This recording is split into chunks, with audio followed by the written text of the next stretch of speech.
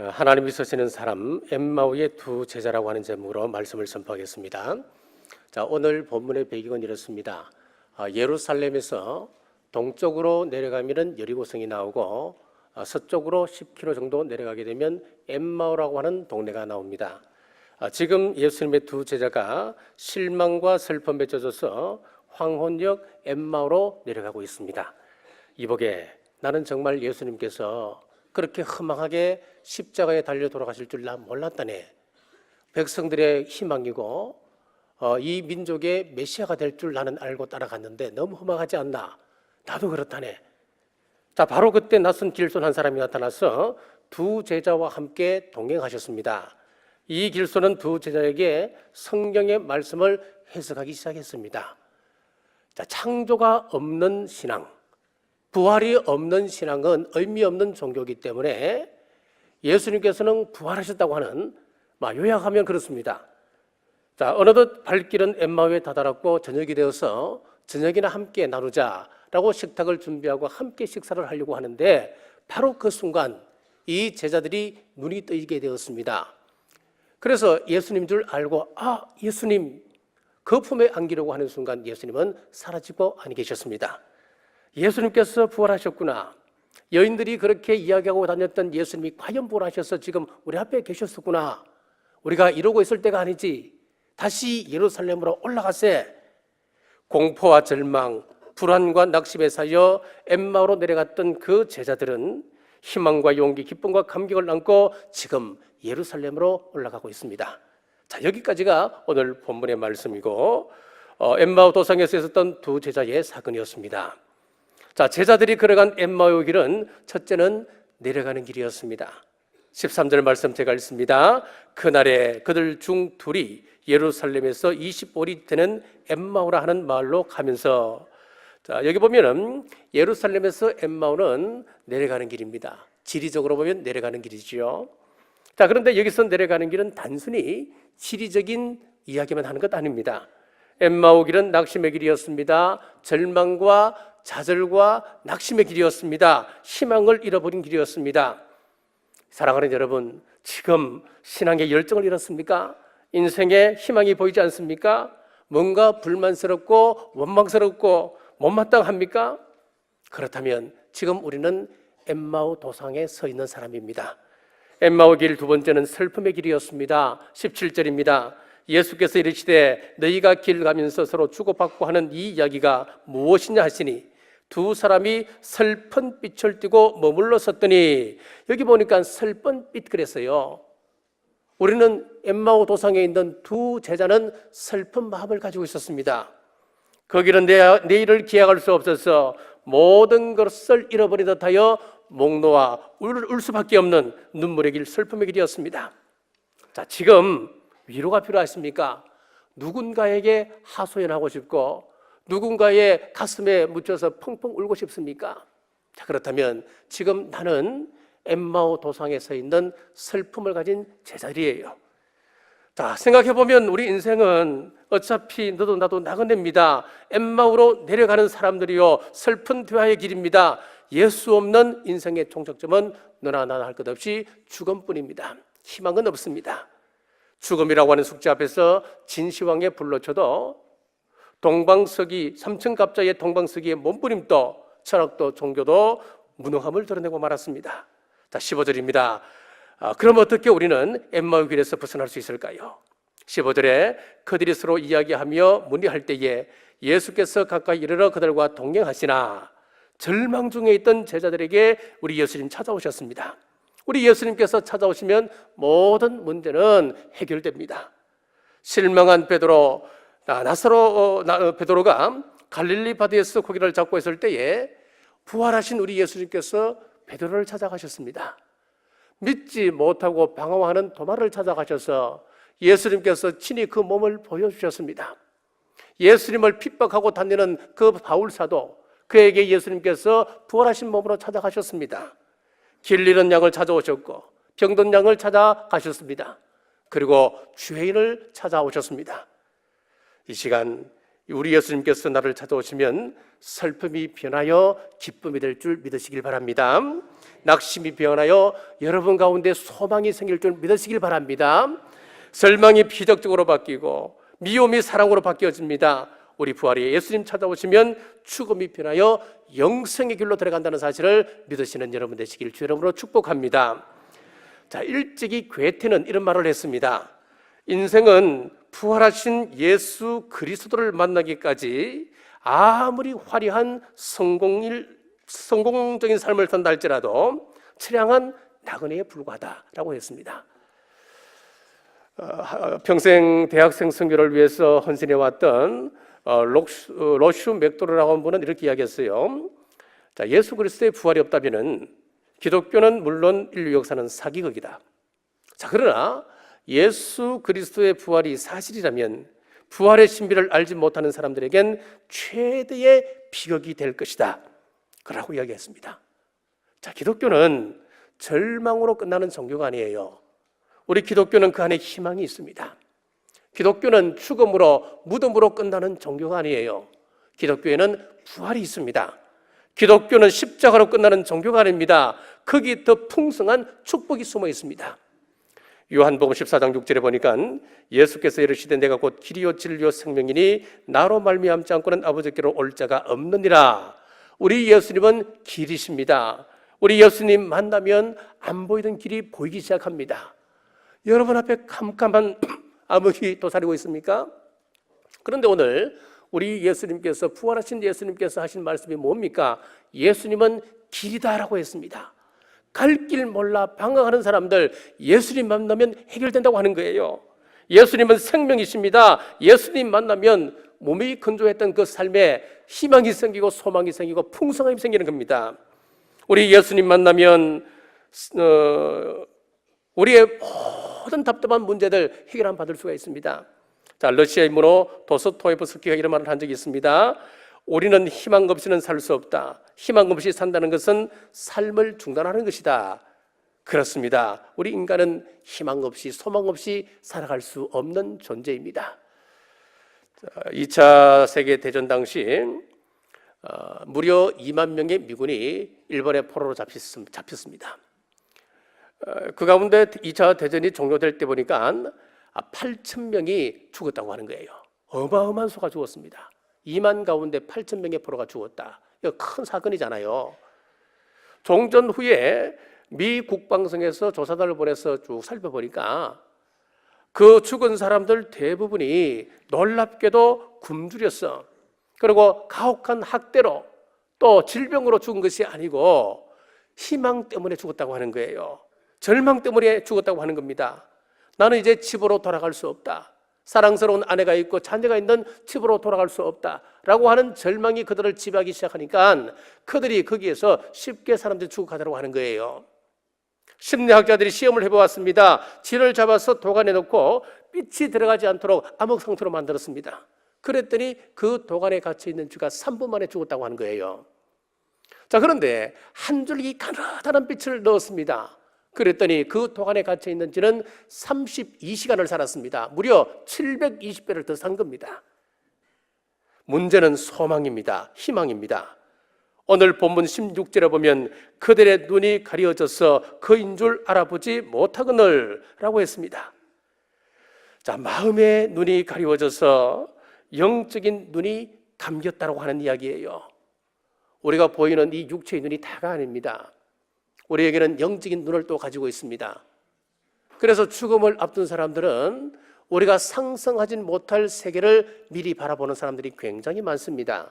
그래서 흔히 영안이 떠졌다 그렇게 표현을 하잖아요. 천사를 봅니다. 천국을 미리 보는 사람이 있습니다. 마귀를 봅니다. 자기 육체를 서로 가져가겠다고 유다서에 보면 그 모세가 죽을 때에 그 시선을 서로 취하기 위해서 천사가 내려오고 악마가 내려오는 것을 성경 이야기하잖아요. 똑같습니다. 죽음 앞에서 부들부들 떨면서 끌려가지 않기 위해서 발부둥하는 사람이 있습니다. 우리는 이해를 못하지요. 그런데 그들은 보는 거예요. 그렇습니다. 우리 영적인 눈이 감겼습니다. 마음의 눈이 가리워졌다 그랬습니다. 그러니까 오늘 두 제자가 예수님을 보고도 예수님을 알아보지를 못했습니다. 주님께서 함께 하시고 피비를 풀어주시고 소망을 심어주셨습니다. 그랬더니 영적인 눈이 뜨여서 회복되기 시작했습니다. 주님을 알아보기 시작했습니다.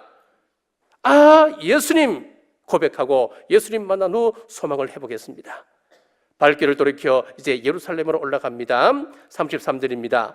곧 그때로 일어나 예루살렘으로 돌아가 보니 11 제자 및 그들과 함께한 제자들이 모여 있어 머뭇거리지 않고 즉시 올라갔습니다. 그렇습니다. 우리 하나님께서 깨달음을 주시면은 여러분 즉시 돌이키셔요. 내 마음이 상해 있습니까? 즉시 돌이키셔요. 저는 이제 연말을 지나고 그저께 잠시 말씀을 드렸습니다만은 이 사역의 짐이 굉장히 무거웠습니다. 그래서 제 마음이 굉장히 병들어 있었습니다.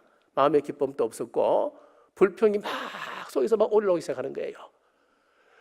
제가 막 육체적으로 좀 강하고 그러면은 또 그 힘으로라도 이길 수 있겠는데 막 독감이 오는데 막 A, B형 다 오지요. 그러니까 내 마음이 무너지고 육체도 무너지고 그러면서 상학동염, 하학동염, 부비동염 다 온 거예요. 그래서 제가 할 수 없이 이제 병원에 갔습니다. 얼굴이 자꾸 붓고 눈이 부어서 병원에 가니까 엑스레이를 찍고 쭉 해보니까 동염이 온 거예요. 그러니까 이 얼굴 구석구석에 비어있는 공간들마다 염증이 다 차 있는 거예요. 그래서 이제 항생제 치료를 하는데 그동안 항생제를 많이 써서 그런지 항생제 치료가 잘 안 되는 거예요. 그러다 보니까 이 눈도 갑자기 막 시력이 나빠지고 알아보니 또 백내장이 급속으로 왔습니다. 그래서 어쩔 수 없이 이제 백내장 수술을 했습니다. 또 천식이 또 오기 시작하는 거예요. 병원에 가보니까 아이고 목사님 처음 우리 병원에 왔을 때하고 똑같습니다 하면서 그러니까 들려오는 소식들 막 저를 억누르고 육체적으로 더 연약해지죠. 또 그래서 이제 백내장 수술을 했습니다. 3주 전에 쭉 하고 이제 그저께 또 병원에 가서 이제 검진을 뚝 봤는데 큰일 났다는 거예요. 이 백내장 후유증이 왔다는 겁니다. 후유증이 와서 왼쪽 눈 백내장 수술을 했는데 지금 오른쪽에 급성 녹내장이 왔다는 거예요. 그래서 제가 아이고 참 왜 하나님께서 갑자기 육체적으로 갑자기 이렇게 자꾸 놔두시고 육체적인 어떤 어려움이 오면서 제 마음도 자꾸 불평이 오고 원망이 오고 왜 자꾸 다 이게 하나님께서 이런 사역들의 일을 자꾸 짐에 무거운 짐을 자꾸 얹으시는지 막 오기 시작하는 거예요. 그래서 우리가 만약에 제가요 예수님을 믿지 않는 사람이었다 한다면은 과연 이런 상황 속에서 과연 우리가 무엇을 어떻게 선택하고 나갈 것인가 여러 가지 생각을 해봤었어요. 더군다나 부활절을 앞두고 왜 우리 성도들에게 우리 그리스도인들에게 매년 한 번이라도 이 부활절 신앙을 우리에게 심어주시고 부활절이라고 하는 절기를 주셔서 우리의 신앙을 이렇게 새롭게 하실까 여러 가지 생각을 했어요. 그렇다.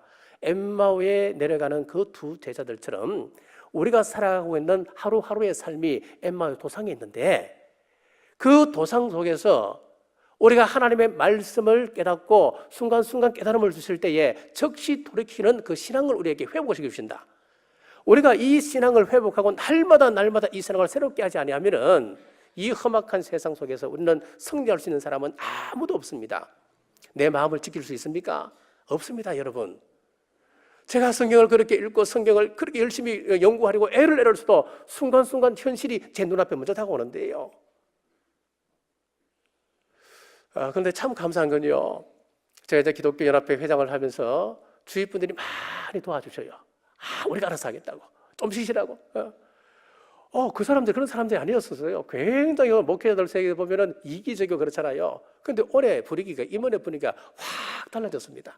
우리가 할 테니까 그냥 자리만 지키라고. 그럼 그분들이 뭐 전화를 따고 도지사부터 시작해서 국회의원까지 다 섭외를 하는 거예요. 섭외를 하고. 그래서 제가 또 이것도 하나님의 한 방법이다. 경주시 기독교 연합을 위해서 목사님들의 마음을 목회자들의 마음을 지금 하나씩 나가시는 것 같다. 그런 또 감사가 또 오는 거예요. 그렇습니다. 오늘 우리가 삶 속에 살아가시다 보면은 어쩔 수 없이 당하는 많은 어려움들이 있습니다. 우리는 엠마오 도상에 서 있습니다. 오늘 엠마오 도상에 서 있던 그 제자들이 부활하신 예수님을 만남으로 새 소망을 그들이 소유를 하게 되었습니다. 그동안 보지 못하였던 영적인 세계를 그들이 바라보고 깨닫고 새로운 소망을 가지고 새로운 비전을 새롭게 하는 거예요. 그렇습니다. 지금 발길을 돌이켜 예루살렘 올라가는데 우리 순간순간 여러분 낙심이 오고 좌절이 오면 지금 내가 엠마오 도상에 서 있구나. 내가 살 길은 다시 예루살렘으로 돌아가서 우리의 신앙을 회복하는 길밖에 없구나. 우리 예수님은 어떤 분이십니까? 우리에게 찾아오신 분이셨습니다. 자, 그렇다면 엠마오가 실망의 길이고 좌절의 길이고 절망의 길이었다고 한다면 예수님을 만나고 영적인 눈이 떼어져서 다시 발걸음을 돌이켜서 예루살렘으로 올라가는 것, 그것은 무엇이겠습니까? 자, 이 예루살렘은 뜻이 있어요. 평화의 터전이라고 하는 뜻을 가지고 있습니다. 예루살렘은 하나님이 백성들을 만나주시는 곳이었습니다. 예수님의 십자가가 있는 곳이었습니다. 구약시대 때 성전이 있었던 곳이고 신약시대 때 제자 공동체, 교회가 세워졌던 곳이 바로 예루살렘이었습니다. 예루살렘은 내가 주님 만나 은혜 받는 자리, 내가 충성해야 할 자리, 내가 사명을 받던 그 자리였습니다. 예루살렘으로 돌아왔다고 하는 것은 우리가 회개를 의미합니다. 깨달았으면 적시 돌이키시는 여러분 되시길 주의 이름으로 축복합니다. 사랑하는 여러분, 개인적인 아픔을 가지고 오셨습니까? 가정적인 어려움에 시달린 분 계십니까? 희망 없이 하루하루 살아가는 분 계십니까? 자,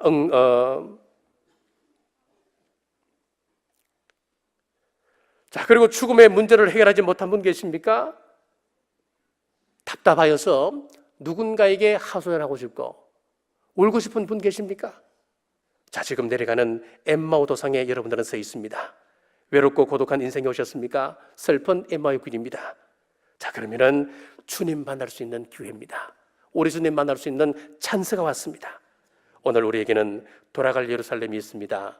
이 예루살렘을 온전히 회복하는 우리 남무교회 성도님들 되셔서 우리 교회가 사랑이 회복되고 마지막 때 종교다원주의에 대항하는 능력 있는 교회, 정말 이 엠마오의 도상에 갔던 그 두 제자가 순교를 각오하고 발걸음을 돌이켜서 예루살렘으로 올라갔던 것처럼 우리 예수님의 복음을 땅끝까지 전하는 우리 남북의 온 성도님들 되시길 주님의 이름으로 축복합니다. 기도하겠습니다. 사망 권세를 이기시고 부활하심으로 영원한 승리를 주신 하나님 아버지 감사합니다. 능력의 주님을 찬양합니다. 영광 받아 주옵소서. 이 기쁘고 영광스러운 날에 저희의 죄악된 것들을 감히 고백하지 않을 수 없습니다. 저희를 불쌍히 여겨 주옵소서. 주님께서 부활하심으로 말미암아 참된 소망을 주시고 교회를 굳게 세우셨음에도 불구하고 저희들은 여전히 부활의 주님을 의심하여 널리 증가하지 못했던 의심 많은 연약한 존재들이었습니다. 이 약한 심령에 부활의 신앙을 갖게 하셔서 옛 행실을 벗고 주님의 구속의 사랑을 이웃에게 전할 수 있는 저희들 되게 도와주옵소서. 나는 부활이요 생명이니 나를 믿는 자는 죽어도 살겠고 무릇 살았은 나를 믿는 자는 영원히 죽지 아니하리라 말씀하셨사오니 죽어도 다시 살게 되는 영생의 주님을 영원히 의지하며 사는 저희들 되게 인도하여 주옵소서. 제47차 새벽기도 총징을 허락하시고 좋은 일기와 안전을 지키셔서 감사합니다. 하나님이 쓰시는 사람이란 제목으로 말씀을 나누었습니다. 하나님을 섬기되 성경의 원리를 따라 섬길 때에 함께 하심의 복, 함께 동행하는 복을 누리게 하여 주옵소서. 이번 새벽기도 총징원에 출석한 우리 자녀들 기억하여 주옵소서. 솔로몬의 지혜를 주옵소서. 진리 안에서 날마다 흥건케 하옵소서. 그 마음을 지키며 마음에 순종하는 귀한 자녀 되어서 하나님 원하시는 세계를 움직이는 영향력 있는 인물들로 성장시켜 주옵소서. 하나님 아버지, 아직도 하나 되지 못한 가정들 기억하여 주옵소서. 지금 또 눈물로 기도하는 그 기도를 긍휼히 여기시고 응답하여 주시되 속히 응답하여 주심으로 온 식구가 주님 앞에 나와 예배드리게 하여 주옵소서. 자녀를 원하는 가정이 있습니다. 태의 문을 여시사 사무엘 같은 자녀를 주옵소서. 이 나라의 경기가 혼탁합니다. 종교다운주의가 판칩니다. 이단들이 우는 사자처럼 삼킬 자를 찾습니다. 우리 온 성도들도 말씀을 삼아오고 모이게 힘쓰며 기도하는 하나님의 군사되어 말씀을 바로 보고 바로 믿고 바로 실천케 하여 주옵소서.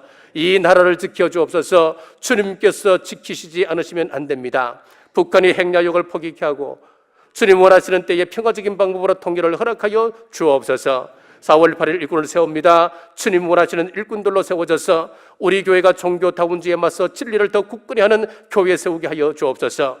이번 기도 새벽기도 청직원 동안 수고한 분과장 차장, 찬양으로 돈 예신 찬양단은 날, 반주로 안내로 구역 찬양으로 운전으로 주차봉사, 봉상실, 주방봉사, 또 보이지 않는 곳에서 이름도 없이 빛도 없이 봉사한 모든 종들에게 은혜를 베풀어 주시되 하늘에 더함이 없는 복과 땅에 기름진 것으로 갚으시옵소서. 주님 앞에 받은 은혜를 감사하며 예물을 올립니다. 큰 감사와 기쁨이 넘치게 하옵시고 물질의 궁핍함 없게 복이 복내려 주옵소서. 이 시간 마태복음 10장 기도합니다. 마태복음 10장 7절 우리 남북의 성도들 천국 가게 하여 주옵소서. 마태복음 10장 8절 천국 가는 그날까지 건강을 지켜 주옵소서. 사랑하는 자여 내 영혼이 잘된 같이 범사가 잘되고 강건할지어다. 마태복음 10장 12절 말씀 우리 성도들 가정과 직장과 생업에 공부하는 우리 자녀들에게 하나님의 평강이 있을지어다. 이 모든 말씀 믿음대로 될지어다. 이제는 우리 주 예수 그리스도의 은혜와 우리 하나님 아버지의 무한하신 사랑과 성령님의 감동, 감화, 위로, 교통, 충만하심이 오늘 주신 말씀 앞에 순종하기로 결단하는 주의 온 권속들과 각 가정과 직장과 생업 위에 지금부터 영원토록 함께 하시길 간절히 축원하옵나이다.